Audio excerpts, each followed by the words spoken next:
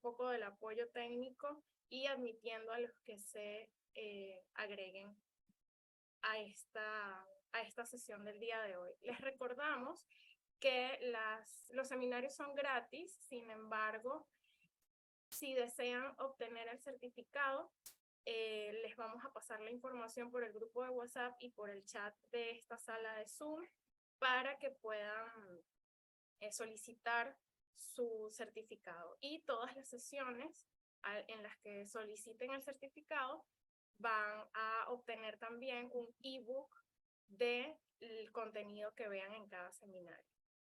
Entonces, sin más que agregar, los dejo con el doctor Emmanuel Valera, quien nos va a hablar de los sistemas de identificación humana. Por acá tenemos a la antropóloga Mari Bonilla, profesora. Qué gusto verla. Un gran saludo a usted y a su esposo. Muchos saludos. Bueno, Emmanuel, adelante. Muy buenas tardes, muchas gracias, Samantha, por esta bienvenida.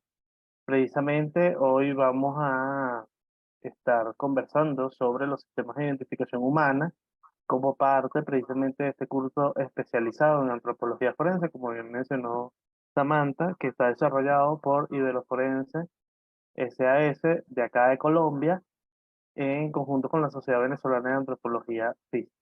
Sería nuestro segundo seminario de los 50 que tenemos pautados con diferentes especialistas de Venezuela, Colombia, Ecuador, Puerto Rico, Brasil, Argentina, España y Escocia.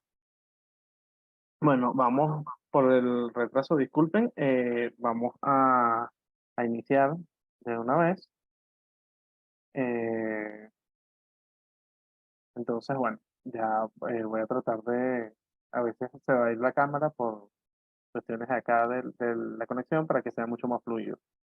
Entonces, bueno, en principio vamos a generar, para los que no me conocen, yo soy antropólogo forense, estudié Derecho y Medicina Veterinaria en Venezuela, soy especialista en Derecho Penal Internacional, tengo una maestría en Ciencias de la Educación, un doctorado en Patrimonio Cultural, un doctorado en Ecología del Desarrollo Humano y un postdoctorado en Bioarqueología y Antropología Forense. Actualmente soy el director general de Iberoforense SAS. También participo como coordinador técnico académico de Ciencia por la Verdad. He sido asesor en museos antropológicos en Venezuela y trabajé en el Ministerio Público venezolano, exactamente en la unidad criminalística contra la vulneración de derechos fundamentales, que ya ahora en la actualidad no se llama así. Como profesional forense 2, fui director general del Museo de Ciencias y he sido profesor universitario en ciencias morfológicas en diferentes cátedras como anatomía macroscópica, microscópica, anatomía comparada e identificación humana. Tengo en la actualidad una serie de artículos publicados y algunos libros.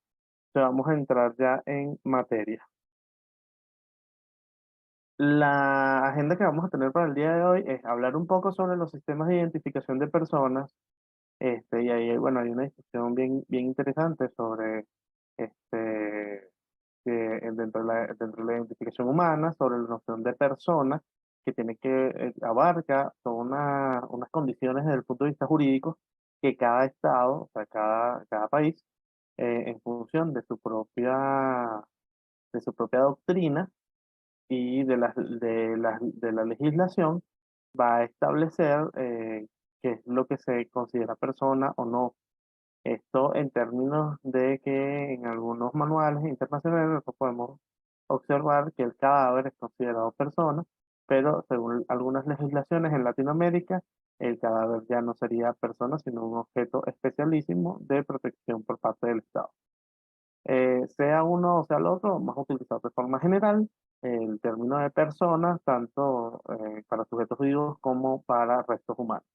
Luego vamos a hablar un poco sobre la criminalística y la identificación para después adentrarnos hacia los tipos de sistema de identificación de personas que en la actualidad podemos observar. Obviamente, esto es una introducción por cuestiones del tiempo y que vamos a ir observando dentro de todo el programa en estos 3 meses cada uno de ellos de forma diferenciada.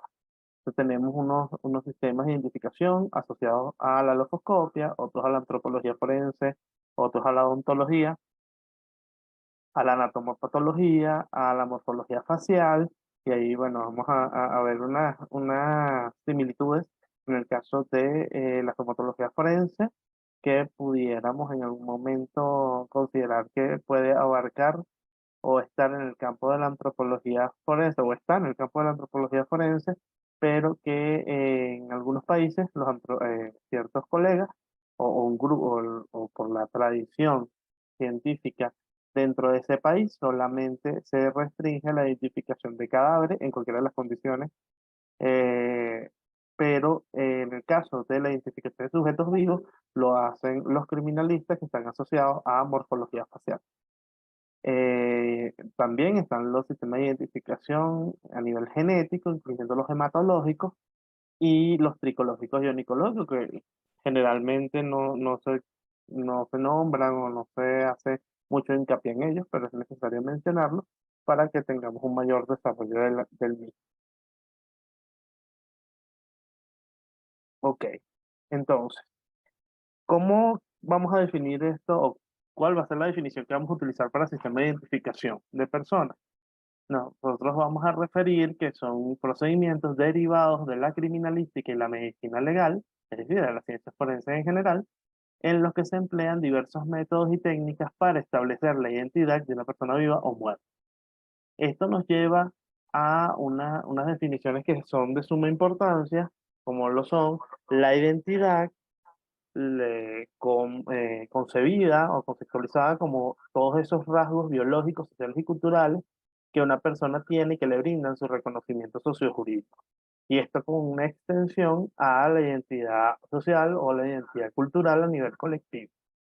En el caso de lo que sería la identificación, vamos a definirla como un proceso que parte de que en el mundo, o sea, parte de estos principios de que en el mundo no hay dos cosas producto de la naturaleza que sean exactamente iguales. Es decir, todo individuo es igual a sí mismo y no puede ser igual a otro, como nos refiere López en el 2008. Entonces, bajo esta premisa, nosotros vamos a tener dos principios dentro de la identificación como proceso, que es la inmutabilidad, es decir, que un individuo mantiene ciertos rasgos que le permiten identificarse dentro de una sociedad desde el punto de vista morfológico que se perpetúan en el tiempo. Y la diferenciación, por otro lado, que nos establece que a pesar de que hay características que pudiéramos tener una expresión fenotípica similar, cuando la observamos en conjunto, nos encontramos con un collage o con un mosaico de rasgos que hacen que esa persona sea ella y no sea otra, y que hay una relación allí entre unos factores genéticos y unos factores epigenéticos que lo vamos a observar, por ejemplo, en los gemelos univitelinos, es decir, los gemelos idénticos, genéticamente, en términos morfológicos, no lo son, y no son exactamente idénticos. ¿Por qué? Porque desde su concepción y desde su desarrollo fetal ya están interactuando con factores externos de forma diferenciada. Ahora, precisamente estos principios de la identificación humana nos van a llevar a la inmutabilidad, como ya mencioné, que es la permanencia de esos rasgos en el tiempo que conducen a establecer que se trata de una misma persona, tenga la edad que tenga, no importa, y la diferenciación concebida hacia el principio como esos patrones individualizantes que diferencian a los sujetos que tienen pertenencia a distintos o a un mismo Bauplan. Bauplan es el patrón corporal. O sea, no es, cada especie tiene un patrón corporal específico que te dice cuántas extremidades tiene, si tiene ojos o no tiene ojos, si tiene la forma de esos ojos, cómo se presentan, por lo menos desde una morfología normal considerando obviamente la variabilidad intrapoblacional e interpoblacional. Es decir, al interno de su población de adscripción o de referencia y en contraste con las otras poblaciones. Esto nos lleva, sin lugar a duda, a que nosotros podamos con ello establecer incluso bases de datos diferenciadas y vamos a ver cómo los elementos anatómicos, particularmente, tanto anatómicos o macro, o sea, macroanatómicos como microanatómicos, nos van a llevar también a poder comprender las diferencias desde todo nivel de organización de la vida en el caso de los seres humanos. O sea, desde un nivel molecular, como lo hacen en genética, o en el caso de a nivel celular, como también lo podemos ver en hematología forense, como en niveles más altos de la organización de esa naturaleza vital, como es en el caso de los órganos blandos, de los órganos de los sentidos, en el ámbito de la anatomía patológica. Y en la anatomía superficial también lo vamos a ver reflejado.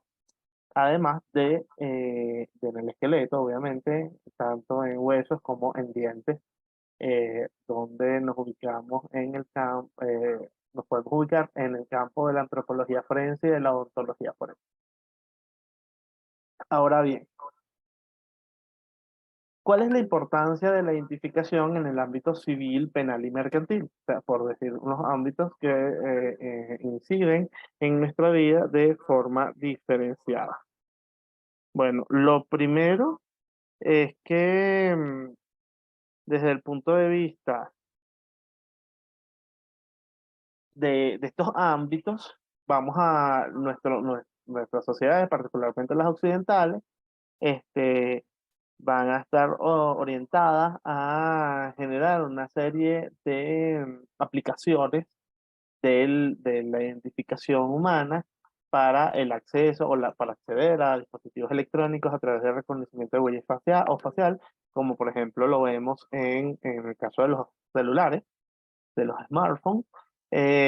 Podemos también observar los sistemas biométricos para registrar entradas y salidas en los centros laborales o académicos, realizar también movimientos bancarios vía telefónica por medio del reconocimiento de la voz, que bueno, aquí no vamos a enfocarnos mucho en ese sistema, pero sí es interesante y vamos a poder verlo en algún momento dentro de estos 3 meses con la autora Marjorie Pacheco y la antropóloga Francia Medina en uno de los seminarios que nos van a brindar en este aspecto.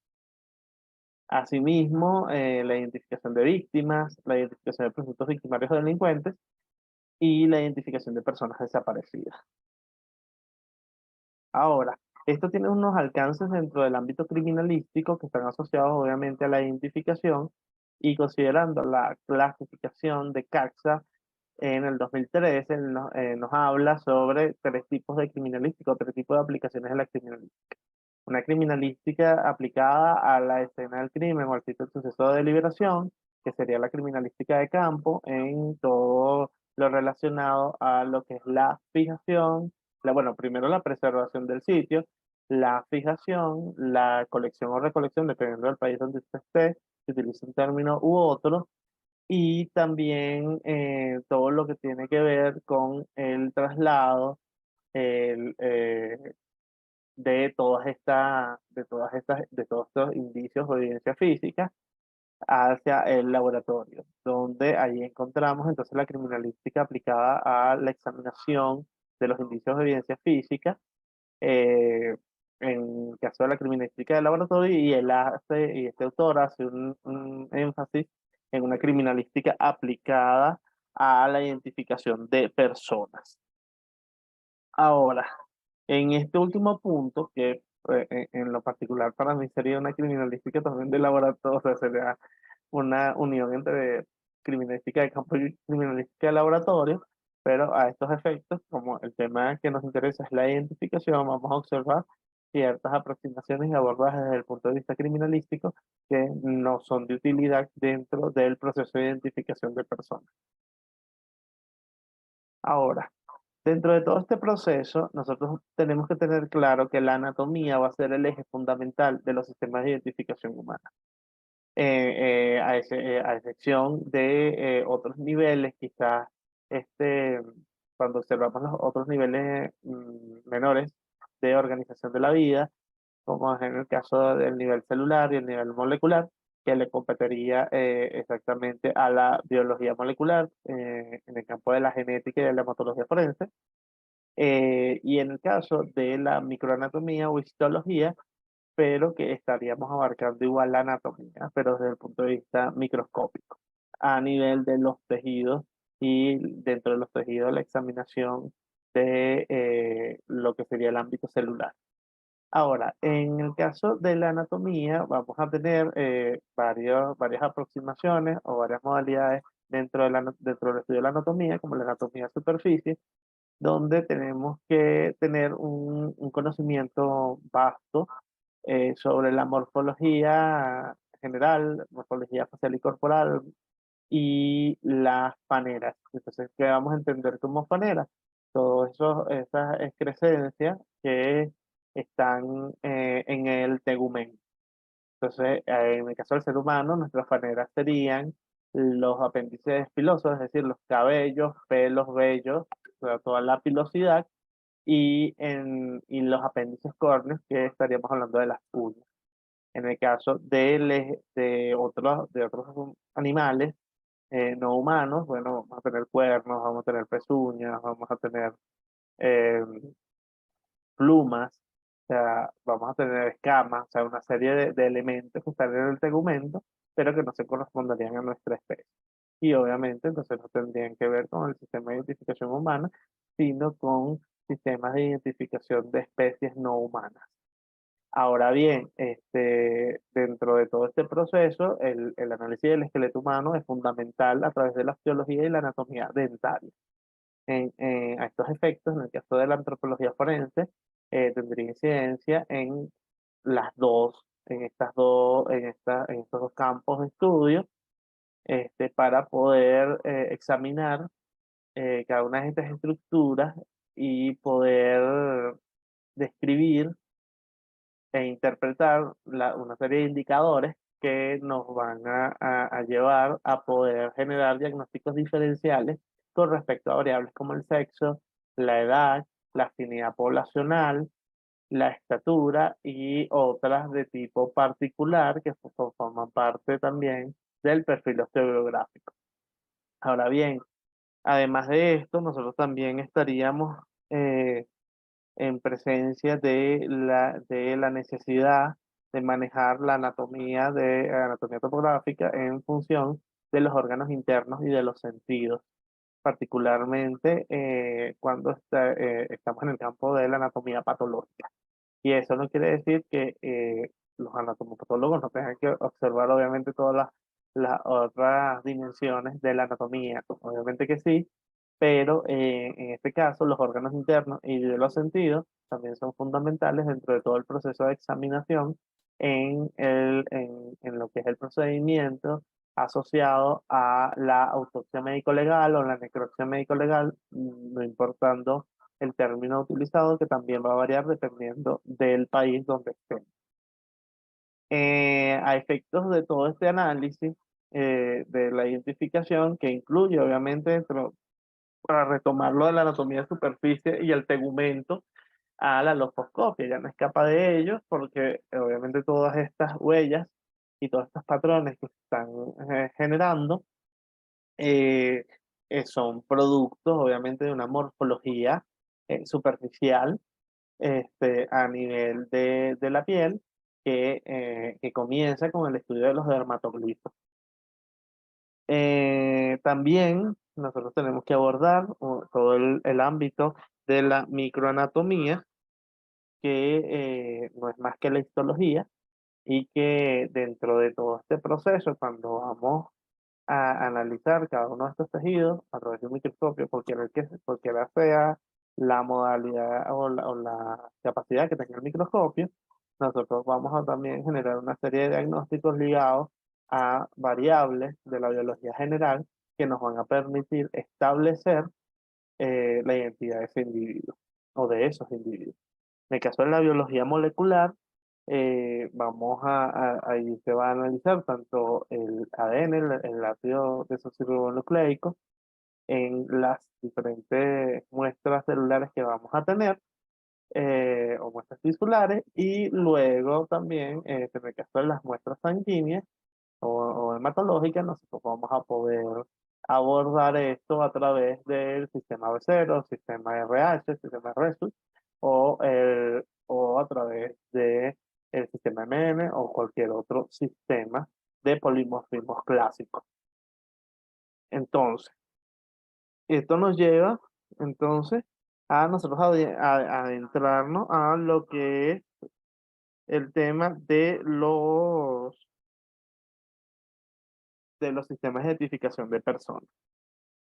Ya con una base, nosotros aquí vamos a conversar sobre los sistemas lofoscópicos, los sistemas antropológicos, los sistemas odontológicos, los sistemas anatomopatológicos, el morfológico facial, los morfológicos facial, los genéticos y para culminar los tricológicos o nicológicos.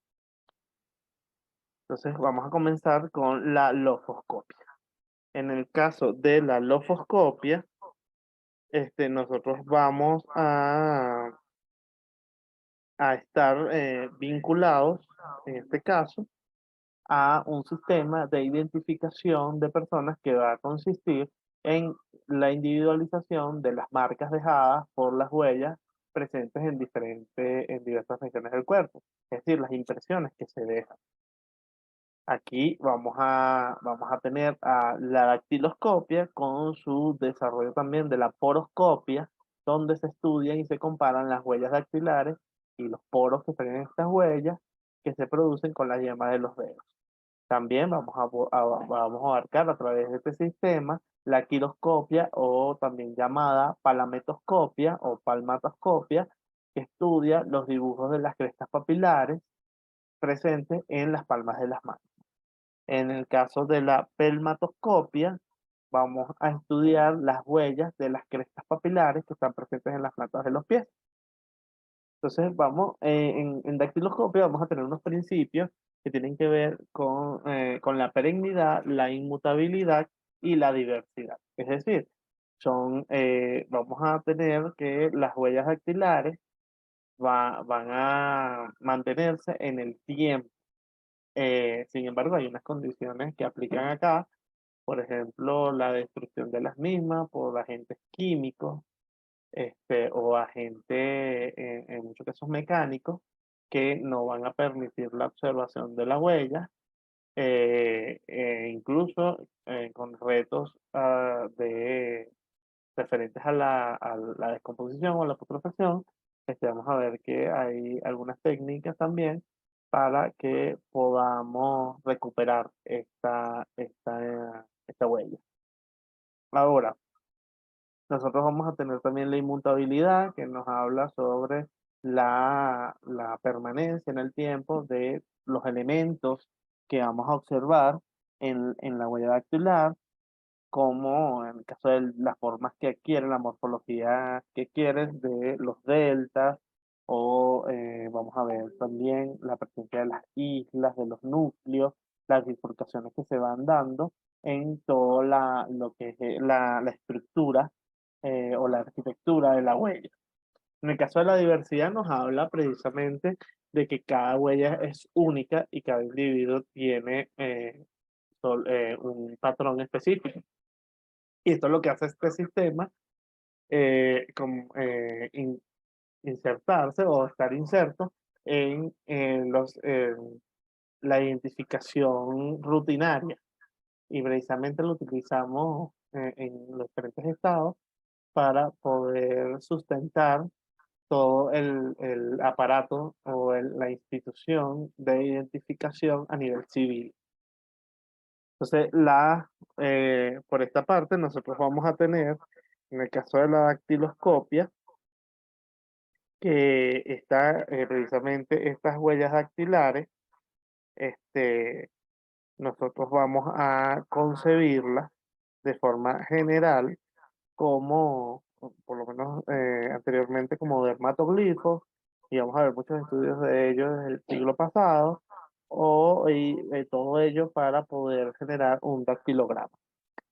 En la actualidad, obviamente, tenemos también la noción de huella digital, y esto nos lleva a poder entender que la huella dactilar como tal, o el dermatoglifo, es la impresión visible o moldeada que se produce ante el contacto de esas crestas papilares de cualquiera de los dedos de la mano sobre cualquier superficie.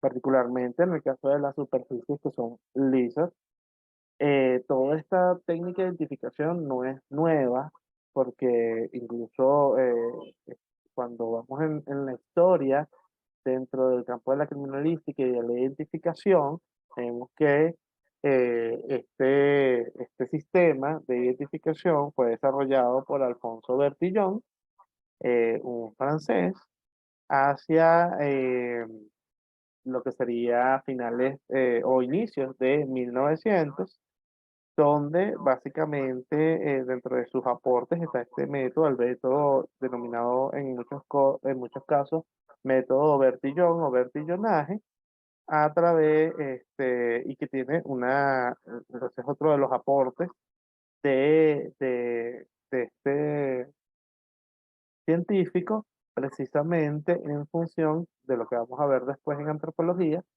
con respecto a la identificación antropométrica. Ahora, este, si bien nosotros estamos en presencia de un método que fue desarrollado a finales de lo que sería el 1800, 1888, 1890, ya terminando ese siglo y comenzando el siglo XX, nosotros tenemos que entender que esto ha sido funcional y por eso ha persistido en el tiempo. Ahora bien,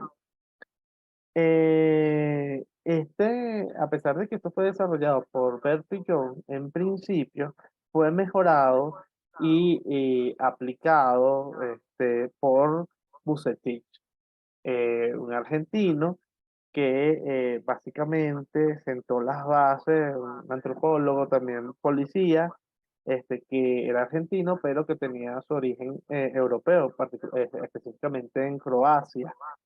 Entonces él desarrolló básicamente, mejoró el sistema, optimizó el sistema a través de las huellas dactilares. Y esto conllevó precisamente a que esto fuese parte de la, la consecución o la optimización, como ya había mencionado, de este sistema, particularmente usando 101 rasgos de esas huellas para clasificar en 4 grandes grupos. Es decir, evaluar estos 4 tipos fundamentales principales, que serían los arcos, las presillas internas, las presillas externas y los verticilos, y en función de eso, precisamente, se sustentaron el resto de los sistemas a nivel de los diferentes estados del mundo. Entonces, cuando nosotros entendemos esto, vamos a ver, por ejemplo, la noción de arco, porque hay toda una categorización, una nomenclatura dentro de cada uno de estos sistemas. En el caso de este sistema, nosotros vamos a entender que el arco no es más, o sea, lo podemos entender como eh, cuando estamos en presencia de un dactilograma que no tiene o que está ausente de delta. Y el delta lo vamos a comprender como la confluencia o la convergencia de 2 o 3 sistemas de líneas o espacios. De estas, 2 de ellas forman un ángulo que están unidas a otra, que está unida al vértice. Y esto va a conformar una figura que, que pudiéramos asimilarla a símbolos matemáticos que utilizamos de forma frecuente para poder denotar que es mayor o menor que algo. Particularmente para denotar las regiones nucleares, las regiones marginales y las regiones axilares dentro de los dactilogramas. Cuando hablamos de las presillas, entonces vamos a tener dos tipos de presillas, una presilla interna y una presilla externa. En el caso de la presilla interna, nos habla básicamente de todo, o consiste en uno o más deltas que están derechos, mientras que la presilla externa lo vamos a ver hacia los deltas que están izquierdos. En el caso del verticilo, nosotros vamos a ubicarlos cuando encontremos al menos dos deltas que están dispuestos de manera opuesta o enfrentados. Entonces, este sistema obviamente va a sustentar el sistema biométrico que utilizamos para los registros de entradas y salidas en diferentes lugares, que vamos a entender como biometría, y una de las características que son quizás ventajosas en el caso de este sistema es que nos va a permitir precisamente alcanzar una identificación de forma rápida, pero solamente si tenemos los puntos necesarios, porque recordemos que los sistemas de identificación trabajan en función de comparación. O sea, tenemos que tener con qué comparar. Si no tenemos con qué comparar, obviamente no vamos a poder alcanzar la identificación positiva. Una de, la- de las ventajas también es el hecho de que al ser una característica individual, nosotros vamos a poder observar algunas configuraciones que nos dan en estos dibujos papilares. ¿Por qué? Porque ahí vamos a incluir incluso estas papilas dérmicas, y ya ahí vemos también, o sea, nos orientamos ya a la anatomía. ¿Por qué? Porque, ¿qué entendemos como una papila dérmica? Bueno, no es más que una estructura pequeña que tiene con forma de dedo o de pezón, que vamos a encontrar que se forma por la interdigitación de las dermis en la epidermis. Es decir, las vamos a encontrar en la superficie de la piel, de las manos, de los pies, y ellas van a aparecer formando las crestas epidérmicas o papilares, que es lo que conocemos como huellas dactilares. Entonces allí vemos que tiene todo un sustento, obviamente, eh, anatómico. ¿Por qué? Porque estas papilas dérmicas forman parte de esa capa más externa de la dermis, que es la dermis papilar. Y estas crestas que se forman van aumentando la superficie de contacto entre estas dos capas de la piel, entre la dermis y la epidermis. Ahora, em, nosotros, fuera de lo que serían las huellas dactilares, que vamos a ver unas características generales para poder definirlo, si se encuentran en palmes, si se encuentran convergencias, si hay ojales, si hay desviaciones, si vamos a denominar algunas estructuras como los fragmentos o las bifurcaciones que se pueden observar, inclusive los puntos. Ahora, en el caso de las palmas, y ya entraríamos en todo el campo de lo que sería la palmatoscopia o la quiroscopia, entonces nosotros allí vamos a poder observar primero la anatomía de la palma, donde vamos a tener que observar las diferentes comisuras, los pliegues digitales palmares, o sea, todos estos pliegues, estas líneas que podemos observar en la palma de los seres humanos, que están ligadas tanto a la eminencia hipotenar, que la vemos aquí, y la eminencia tenar, que sería esto como el gordito de la mano. Este, Además de eso, nosotros vamos a considerar cuando se realiza un análisis quiroscópico, este, vamos a observar los espacios interdigitales, la región superior de la palma, la región hipotenar, como lo vemos acá, el borde cúbito-ulnar, el borde radial y la región tenar, además de todas estos pliegues que se van formando. En este cotejo, porque es una comparación también, en este cotejo, nosotros vamos a poder establecer todos estos dibujos y estas propiedades que tienen los dibujos para los efectos de lo que sería la identificación. Ahora, en el caso de la quiroscopia particularmente, nosotros vamos a observar cómo en todo este proceso de interpretación de esas huellas que se van dejando de la palma o de los fragmentos de las huellas, porque no siempre están completas, nosotros vamos a poder incluir el principio de comparación precisamente para poder acceder a lo que sería el patrón que se va dejando en estos términos. Y este patrón obviamente nos va a conducir a nosotros poder estructurar algún diagnóstico diferencial. ¿Por qué? Porque así como en el caso de las huellas de los dedos, nosotros vamos a estar aquí en presencia de un patrón que va a ser particular. Ahora, cuando nosotros estamos la presencia del análisis de las huellas palmares, nosotros vamos a estudiar básicamente las crestas epidérmicas de esas palmas. Y vamos a considerar, por ejemplo, acá, como lo estoy señalando, lo que sería la depresión palmar, que es la parte central de la mano. Aquí, como elemento fundamental, nosotros vamos a tener que reconocer los verticilos, que ya los nombramos, y los bucles. ¿Por qué? Porque a partir de ellos es que podemos establecer las distintas agrupaciones que van a posibilitar una confección de un archivo de esas huellas palmares. Entonces, ¿cómo vamos a entender las crestas epidérmicas? Bueno, como crestas también la vamos a encontrar en mucha literatura, como crestas papilares, y no son más que esos relieves que se pueden apreciar en distintas partes de nuestro cuerpo en forma de dibujos. Y gracias o en función precisamente de esas depresiones o de espacios o de fisuras que lo vamos a denominar a estos efectos como surcos papilares, estas crestas van a estar bien delimitadas. O sea, el límite entre cada una de ellas va a ser visible.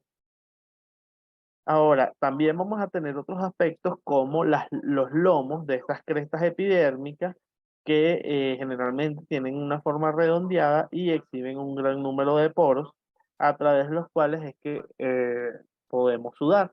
O sea, donde las glándulas sudoríparas van a poder exudar, en este caso la sustancia. Ahora, dentro de las regiones que vamos a analizar en el quirograma, nosotros vamos a tener tres regiones particulares. La región tenar, como ya mencioné, la región superior, que sería esta, y la región hipotenar. En el caso de la región hipotenar, vamos a comenzar con esta de forma general. Ella se va a encontrar entre el borde cubital o borde ulnar y el centro de la mano. Entonces, como generalmente nosotros cuando estamos posicionándonos o presionando con la mano en alguna superficie, esa es la región que más se va a notar. Entonces va a tener un alto valor desde el punto de vista de la investigación criminal. En el caso de la región tenar, nosotros vamos a considerarla aquella que colinda o limita con el pulgar o con el polis, y aquí vamos a encontrar algunas subregiones. Subregiones como la nucleada, o sea, la que no tiene núcleo, la bucleada, la de bucle doble y la verticilar. Y en el caso de la superior, que la vemos acá, nosotros vamos a encontrar eh, nada más unos dibujos que pueden ser bucleados, o sea, en forma de bucle, o anucleados. Ahora, cuando nos vamos a las plantas de los pies y la importancia de la identificación, es decir, a la pelmatoscopia, nosotros vamos a observar que en el caso particular de este sistema lofoscópico, nosotros aquí nos vamos a tener una serie de consideraciones, igual que en el caso de la mano, con respecto a las regiones que conforman el pie. Lo primero, vamos a observar tres regiones en el pie desde el punto de vista anatómico que tienen que ver con la porción más distal del pie, la porción central o la porción media y la porción más proximal en función de la articulación con la tibia. Entonces aquí tendríamos la región más distal sería el antepié, como lo observamos allí. La región central o media sería el medio pie y la porción o el segmento más proximal sería el retropié. Ahora, esto nos va a permitir hacer un análisis morfoanatómico plantar. Entonces, ¿esto a qué nos lleva? Bueno, nos lleva primero a que nosotros tengamos que definir cuatro tipos fundamentales que tienen en el caso de la permatoscopia, que tienen que ver con la tipología arciforme, la tipología bucle, la tipología concéntrica y la tipología doble. Ahora, en el caso de las impresiones de los pies o de la huella de los pies, nosotros allí también vamos a tener todo un análisis y una clasificación, en este caso, pelmatoscópica. ¿Y a qué me lleva una clasificación pelmatoscópica? Bueno, lo primero, la clasificación pelmatoscópica me permite que yo pueda describir precisamente cada uno de estos elementos que vamos a encontrar reflejados en lo que es la huella del pie. Entonces aquí tenemos que evaluar los pulpejos, tenemos que evaluar también en este caso muchas de las minucias también de estos pulpejos y que nos va a llevar a poder observar un patrón diferencial. Y este patrón diferencial precisamente nos conduce a que nosotros podamos generar unas metodologías de trabajo que están ya insertas incluso en una ciencia mucho más especializada, que es la denominada podología forense, donde las huellas plantares van a ser identificadas, clasificadas y analizadas para conocer la identidad de los individuos, y esto también podemos establecer que son los que dentro de análisis obviamente van a estar los dermatoglifos plantares y pudiéramos definir esta podología forense como una aplicación de la búsqueda de conocimiento y la experiencia podológica en investigaciones forenses basados precisamente en este estudio de los dermatoglifos plantares. Ahora, en el caso de los sistemas de identificación antropológicos, nosotros vamos a tener dos líneas. Dos líneas de acción. En principio, el diagnóstico diferencial en antropología forense en restos humanos y que sería personas muertas, vamos a denominarlo de esa manera, y la identificación somatológica o identificación científica personal, que es con sujetos vivos. Vamos a ir primero con el diagnóstico diferencial en antropología forense en restos humanos, donde nos dirigimos hacia la obtención de un perfil osteográfico general, donde que se orienta a lo que es la descripción y el análisis de los indicadores relacionados, indicadores anatómicos, que nos van a permitir establecer variables asociadas, variables como el sexo, como la edad, la afinidad poblacional y estatura, variables generales del tetraedro de la identificación, y un perfil osteográfico particular donde analizamos indicadores asociados a la simetría, la lateralidad de uso, las paleopatologías presentes o las osteopatologías presentes, el estrés ocupacional que podemos observar a través de diferentes indicadores a nivel del esqueleto, los traumas de vieja data, las modificaciones artificiales que pudiéramos observar, que pueden ser de orden quirúrgico o de orden estético, y particularidades en el caso de que todavía se conserve tejido blando, como nevus, es decir, en lunares, máculas o manchas, esferides o eh, pecas, y en el caso de las modificaciones artificiales también entrarían los tatuajes decorativos y las cicatrices.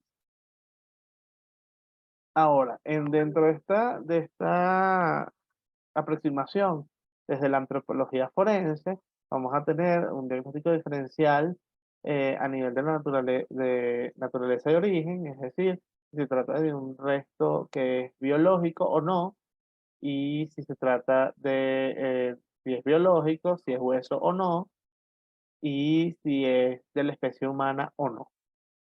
Luego vamos a orientarnos al perfil estereológico general asociado al diagnóstico diferencial en cuanto a la variable sexo, que si bien el cráneo como unidad anatómica, al igual que la pelvis ósea, nos van a dar los mayores indicadores y con la mayor confiabilidad entre todos los restos humanos o los restos óseos, no quiere decir que la exclusividad para la determinación de esta variable sea de estas unidades anatómicas. Sin embargo, este, al tener los huesos asociados y los indicadores correspondientes para diferenciar entre un individuo masculino o femenino, nos vamos a encontrar que obviamente teniendo el cráneo vamos a tener algunos indicadores, por ejemplo, como la prominencia de la glabela o no, para indicar si es masculino, el desarrollo que pueda tener la apófisis mastoide,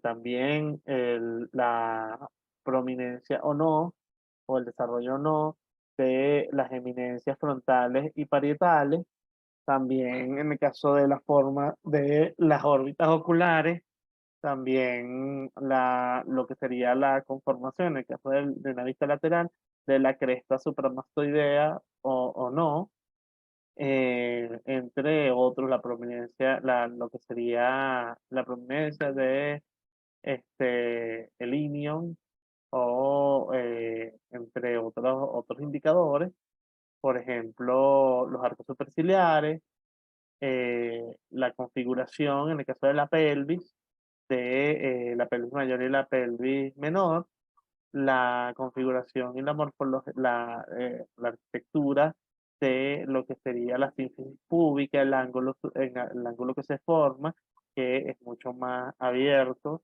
en el caso de las femeninas y mucho más cerrado o estrecho en el caso de las masculinas, asimismo en el caso de lo que es la cortadura asiática mayor, donde vamos a poder observar una mayor profundidad y más estrecha en el caso de los masculinos y más corta y más ancha en el caso de los femeninos. Ahora bien, también se realiza un diagnóstico diferencial relacionado a la edad, tanto en adultos como en subadultos y dentro de los subadultos en fetos, donde vamos a observar una serie de técnicas y métodos asociados a la evaluación, la examinación del la invasión del canal medular, en el caso de los huesos largos, como podemos ver en este caso con lo que sería una radiografía o un estudio radiológico convencional, la utilización en el caso del cráneo de los PARS en las suturas, tanto la sutura colonal, la sutura sagital y la sutura lambdoidea.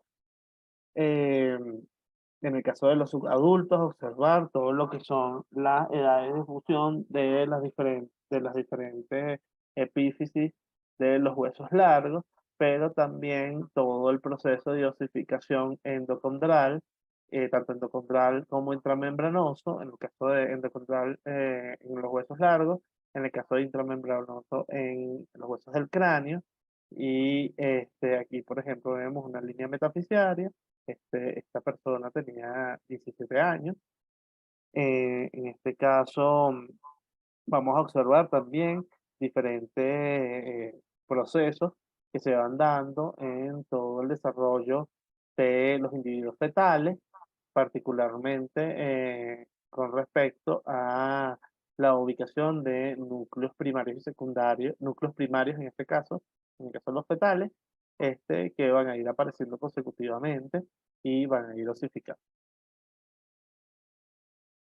Ahora también vamos a tener un diagnóstico diferencial en torno a lo que es la afinidad poblacional, que anteriormente fue denominada afinidad racial, incidencia racial, patrón ancestral, ancestría, raza, este, donde vamos a encontrar básicamente tres grupos de referencia, que sería el grupo caucásico de origen europeo, el grupo negroide o de origen africano, y el grupo mongoloide o de origen asiático, donde entraría en este último grupo los nativoamericanos.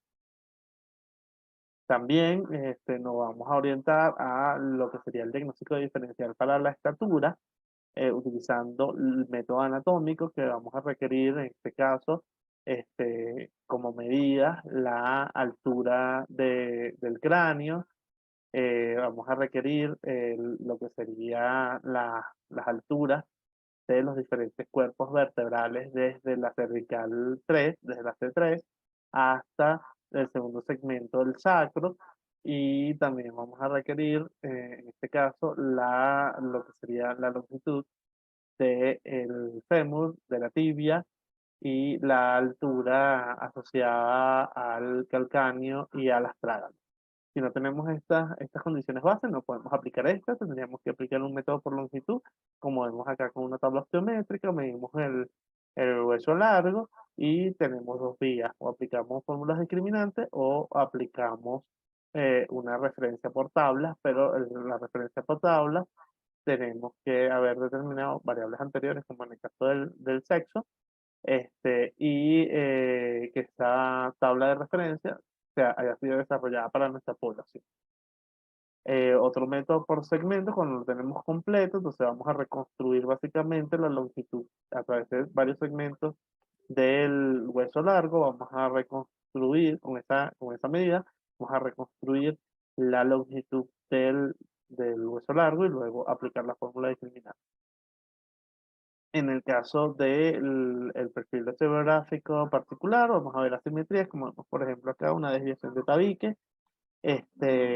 Vamos a observar la lateralidad de uso, particularmente con la cavidad glenoidea, con la formación o no del bisel, y la evaluación del estrés fisiológico en los diferentes restos humanos, así como algunos podemos observar también como parte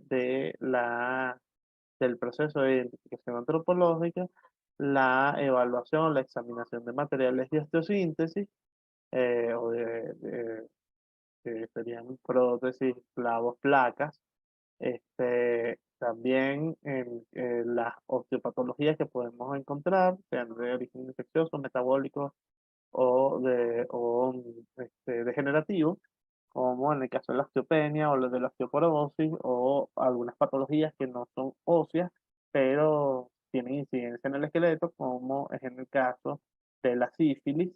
También la evaluación de restos o la examinación de restos alterados por el calor o alterados térmicamente, o algunos que son alterados por la acción mecánica, sea por antropofagia cadavérica o por el simple paso de algunos artrópodos a través de las estructuras óseas o de raíces que competirían a organismos botánicos, o el estudio, por ejemplo, de fetos para lograr el acoplamiento ciertas estructuras que pudieran estar entrando en conflicto si pertenecen o no a ellos. Ahora, en el caso de los sujetos vivos, estaríamos en el campo de la somatología forense con la identificación morfológica y fisionómica, y lo podemos definir básicamente como el proceso mediante el cual se buscan elementos, caracteres o rasgos físicos, morfológicos y métricos para el establecimiento o corroboración de la identidad de un sujeto vivo. Aquí tendríamos dos puntos, o por un lado la evaluación de caracteres cualitativos, y por el otro la cuantificación de las formas, la cuantificación morfológica a través de la antropometría. Entonces tendríamos que, partiendo de que el rostro es un collage de caracteres, vamos a hacer una serie de descripciones de estos caracteres físico-morfológicos que tienen que ver con el color de la piel, las apéndices pilosos, cómo se muestran, la forma, la longitud, la tipología, la morfología de la cabeza, la morfología de la cara, la morfología, en el caso de la frente, alturas y anchuras, las cejas, la disposición de las cejas, la configuración general, los ojos, la región clavelar, los arcos superciliares, la nariz, el filtro nasal, la boca y los labios, el pabellón auricular, es decir, la oreja, la región geniana, los pómulos, entre otros. Y aquí volvemos al vertillonaje en cuanto a la generación de la base fundamental para poder establecer la antropometría o la identificación antropométrica como un sistema de identificación. En este caso, utilizando puntos antropométricos faciales, en el caso a estos efectos, los impares que los vamos a ubicar de forma medial, o sea, que nos mueve la cara, como desde el triquion, el metopio, la glabela, entre muchos otros, hasta llegar a lo que sería el látigo.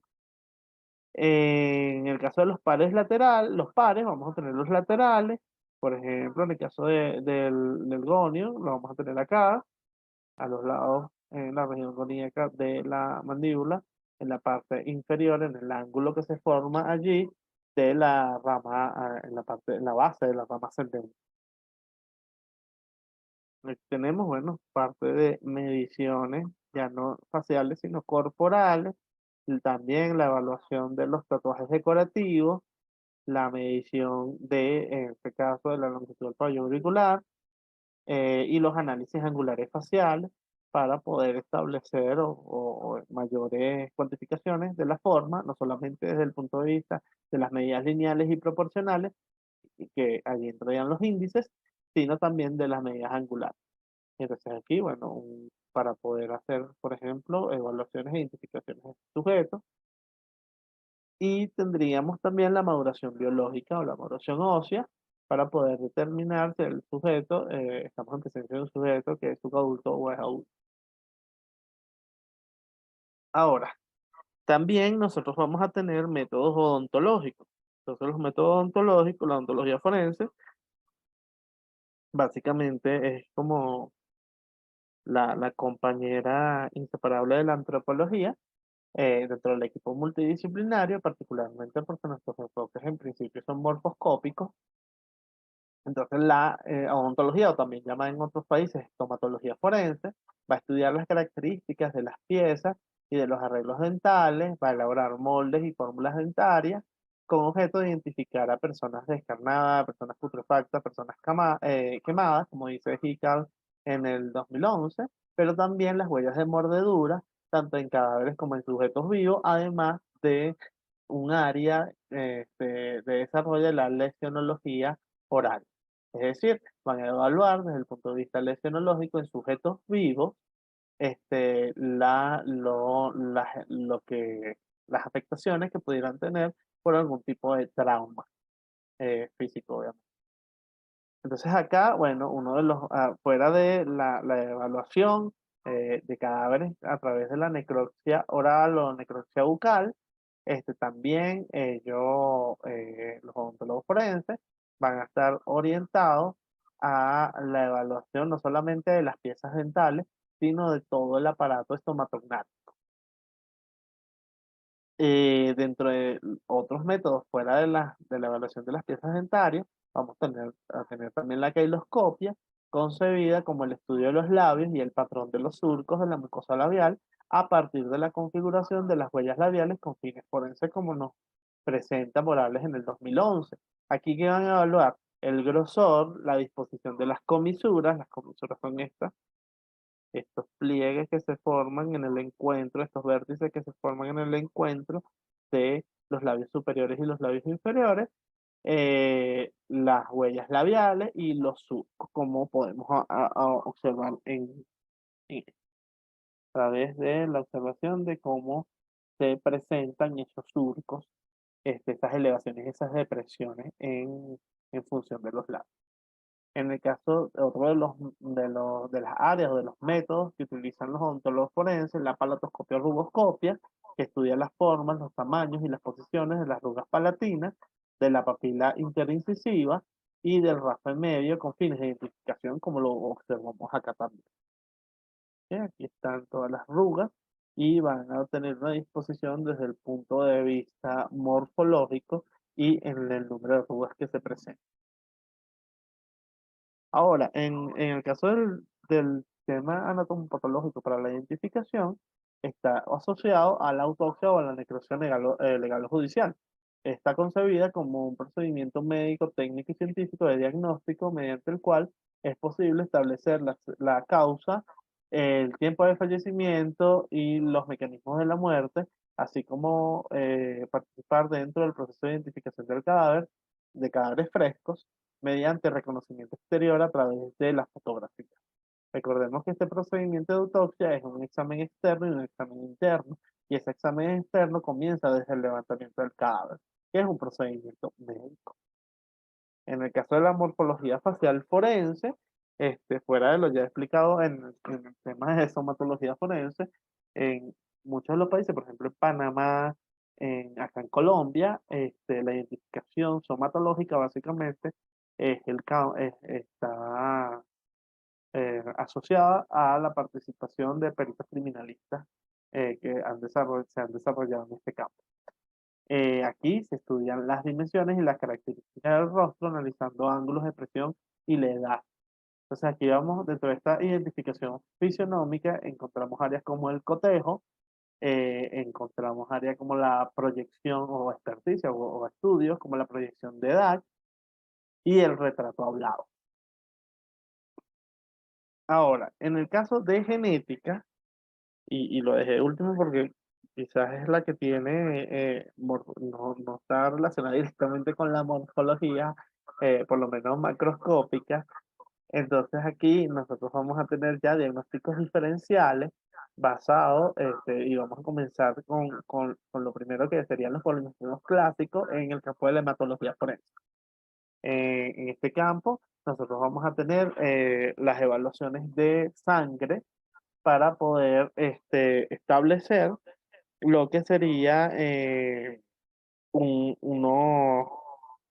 lo que serían una relación de un antígeno, en este caso, que vamos a utilizar para poder observar la presencia o la ausencia de ciertos marcadores en la superficie de esos eritrocitos.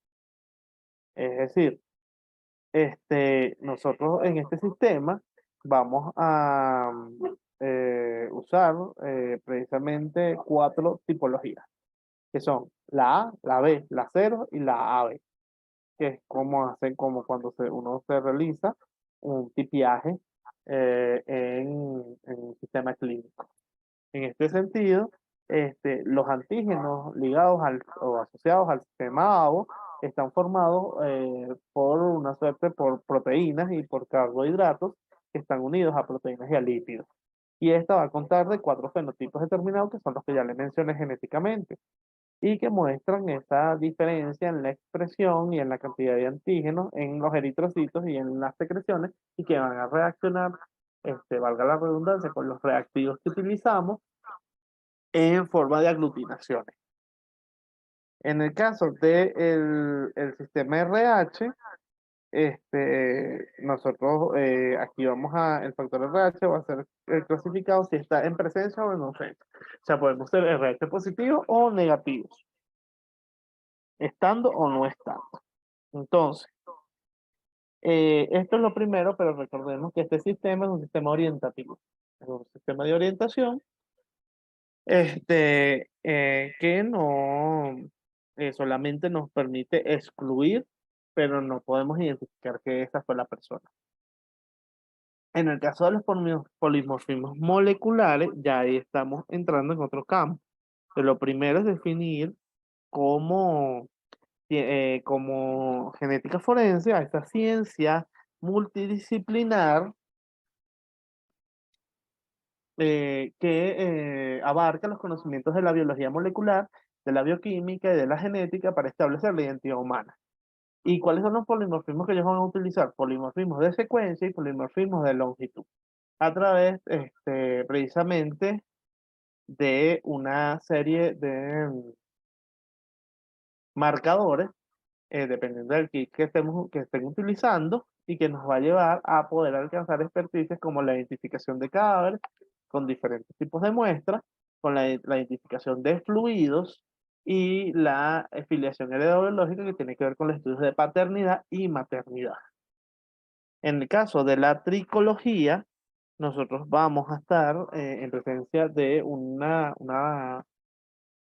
campo que estudia o una disciplina que estudia las características morfológicas de los apéndices pilosos desde la corteza y la cutícula hasta lo que sería la raíz y la... Esto para hacer obviamente análisis diferenciadores con otras fibras en principio y luego de determinación incluso de afinidad poblacional. Otro campo que quizás no está muy desarrollado es la onicología forense, donde vamos a estudiar las características morfológicas de los apéndices córneos. Hay un estudio bien interesante que yo se los puedo mandar, por lo menos una parte, después de consultarlo con la autora, que es la antropóloga Verónica Castillo, donde ella analiza y evalúa empíricamente diferencias morfológicas de tipo cualitativo y cuantitativo en tres grupos poblacionales diferenciados en Venezuela. Y eso quizás va a ser de mucho interés y está próxima a publicarlo en una revista científica. Entonces esto nos lleva a nosotros poder ir avanzando también en estos campos.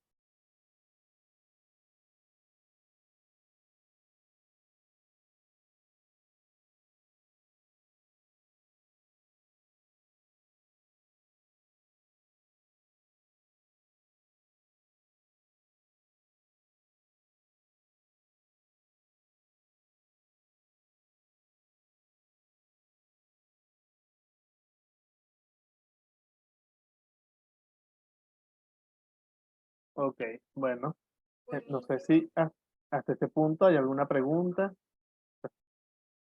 Gracias, doctor Valera. Gracias a los que todavía están con nosotros acá escuchando.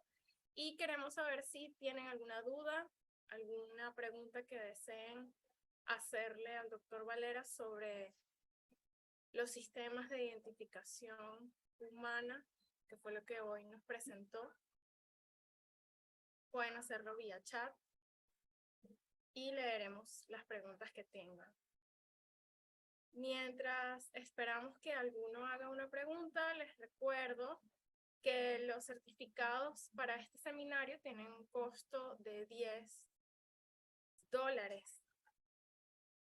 Con 30 certificados que obtengan, van a poder acceder al certificado de este curso especializado en antropología forense. Si desean el certificado, deben remitir sus datos personales al correo electrónico académico@iberoforense.com.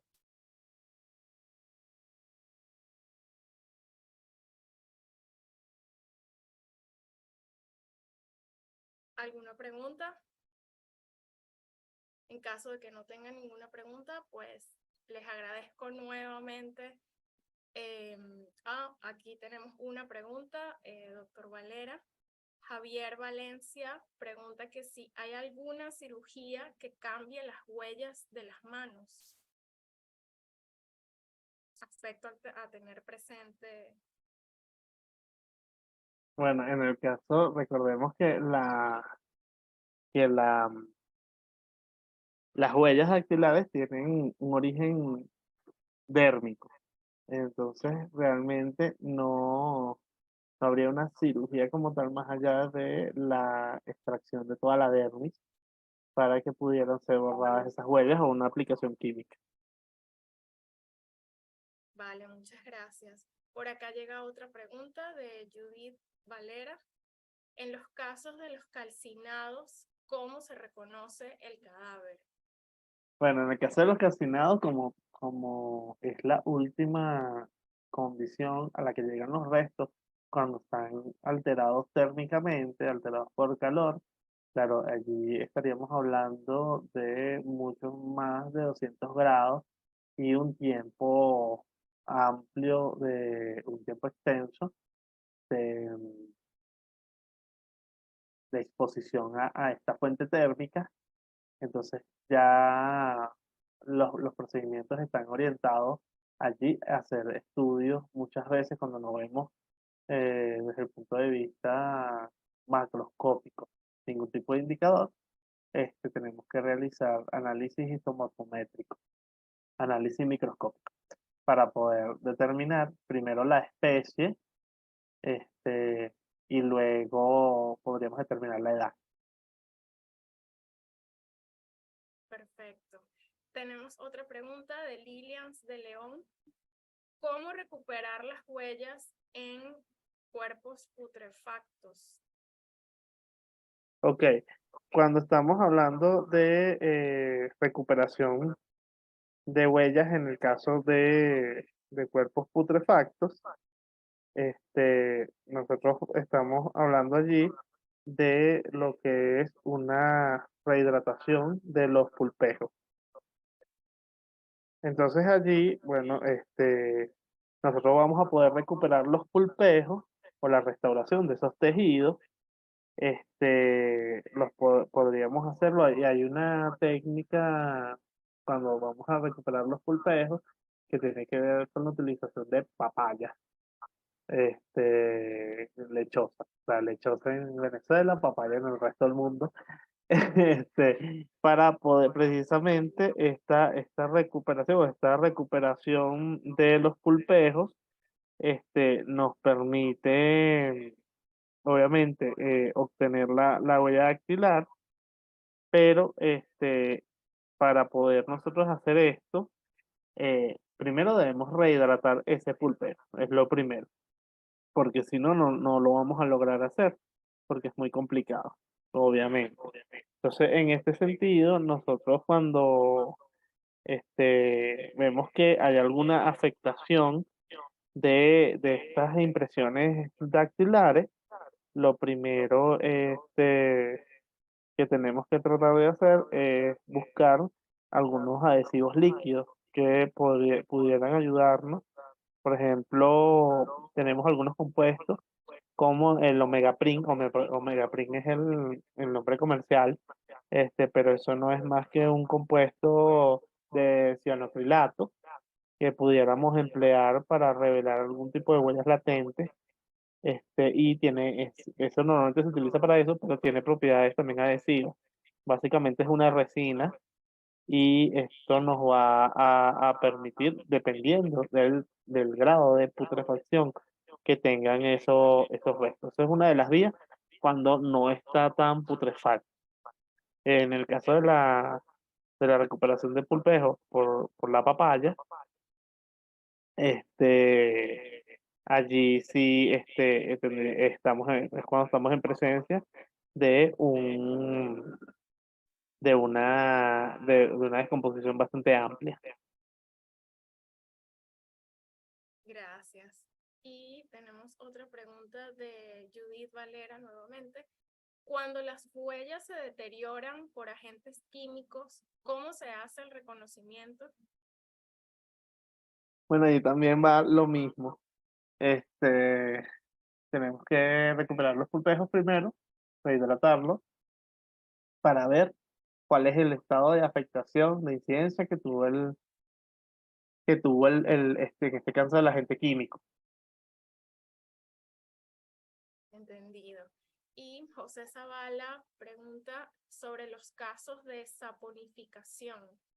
¿Cómo se haría en ese caso la identificación del cadáver? Bueno, en los casos de saponificación, generalmente lo que se hace es primero estudios radiológicos, porque el estudio radiológico, al no ser invasivo, nos permite poder establecer dependiendo de lo que, como esté si está saponificado o sea, está en adipocera todo el cadáver, nos permite tener una evaluación en principio preliminar para poder determinar sexo, edad y la estatura. Por lo menos la estatura la podríamos determinar si no está completo el cuerpo y vamos a tomar la longitud. Hay ciertos equipos radiológicos que me permiten medir, realizar osteometría de forma directa y en una relación 1:1. Es decir, que me va a medir exactamente la dimensión completa del hueso. Muchas gracias, doctor Valera. Por acá, Judith Valera comenta que en esta exposición que hizo hoy no hubo desperdicios. Excelente, felicitaciones. Gracias, Judy. Muchas gracias a todos los que participaron hoy y escucharon el seminario. Les recuerdo que el certificado cuesta $10 e incluye también el ebook de este seminario, de esta información que nos compartió hoy el doctor Valera. Muchísimas gracias a todos. Estén pendientes por el grupo de WhatsApp sobre los próximos eventos y el próximo seminario del curso especializado en antropología forense. Gracias a todos, que tengan buena tarde y buena noche. Vale, muchísimas gracias.